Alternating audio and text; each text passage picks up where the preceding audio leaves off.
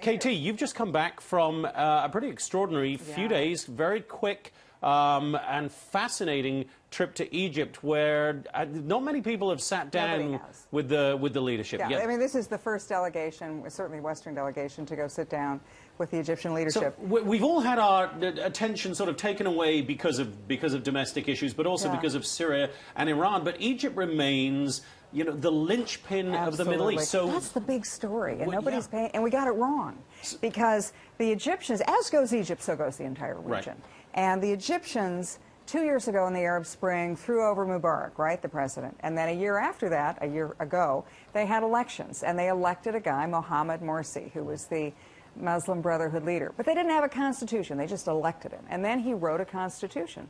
But they wrote a constitution excluding other people from governing roles. And for the last year, Mohammed Morsi has gone one by one, dismantling all the elements of democracy, you know, silencing the press, firing the courts, religious persecution, certainly of Christians. And so in June, the Egyptian people rose up. And it is an amazing story.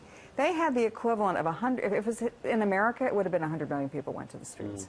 They had 20, 30 million people went to the streets 3 times. And they said, we want this guy either to reform or get rid of him. And so they got rid of him. And what happened was the United States, the media, the Republicans, even people like Senator McCain, as well as the White House, said, oh, it's a military coup, cut off aid, it's terrible. When in fact, it was the entire Egyptian nation rising up to say... But the administration didn't cut off aid. Yes, they did. They said they wouldn't technically call it a coup. Right. But when I talked to the Major General in the Egyptian Army, who's responsible for receiving American military assistance, he said they have effectively cut it off. They've some spare parts arrived, but they have slow walked it to the point where nothing $1 billion a year is clearly $1.3 yeah, it's just not happening. Right. So where are we now in Egypt? Because you look at this, and as you say, it's a cornerstone. So goes Egypt, so goes the rest of the Middle East. I mean, it seems chaotic from the outside. You've now been inside, you've talked to the leadership. Where are we? They have a roadmap, and they have stuck to the schedule. They've created a committee of 50 representing all elements of Egyptian society, all religious groups, women, minorities, labor unions, businessmen, students, and they are writing a new constitution. They're well on their way. We met with Amr Musa, who is the guy who's the chairman of that committee. They're on schedule. They plan to have it within several weeks.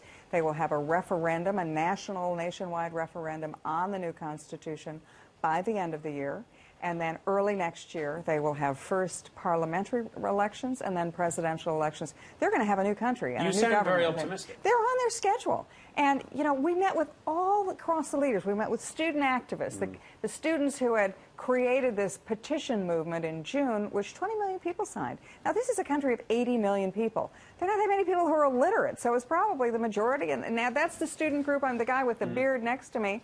He was the guy who organized Tamarud, it's called, and that's the movement of first students, but then other people in the society joined it. They got a petition.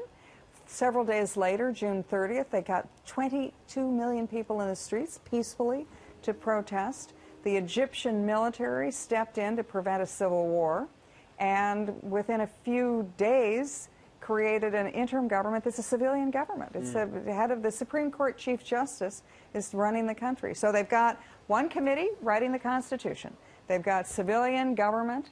They've got the military that has gone into the Sinai Peninsula to clean out the al-Qaeda centers that had been set up on the Sinai Peninsula. I mean, I'm optimistic. You are confident that the military is saying yes to civilian government, will continue to say yes to civilian government. I met with the guy, and you know, this is it. I mean, you met with General El-Sisi for 2 hours, and nobody's met with him for 2 hours, and sat, you know, closer than you and I are now. He does not want power. That's General El-Sisi. That's me with General El-Sisi, and he said, you know, our job is to protect the Egyptian people, and no, I don't think this is no military coup. They don't want to govern Egypt.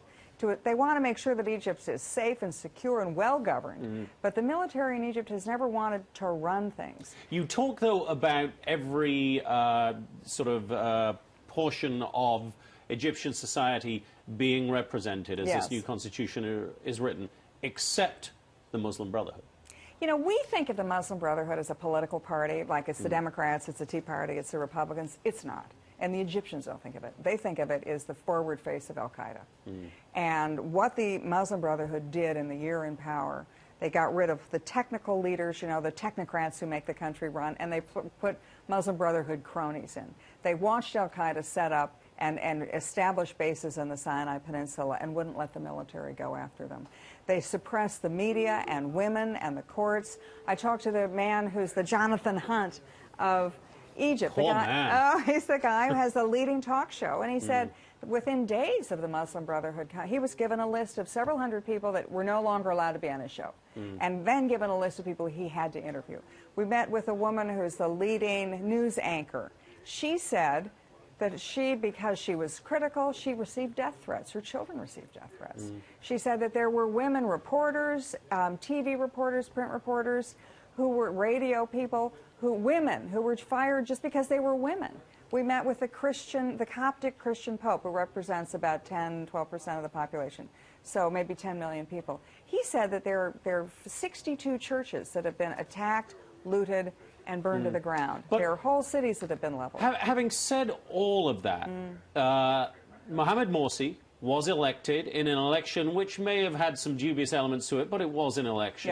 Yeah. Is it therefore, so the Muslim Brotherhood had enough support then among the Egyptian people to have their candidate elected? Correct. So can you just say suddenly after a year, no, you guys can't take part in the process whatsoever? Here's what they did, which is, to me, the telling example.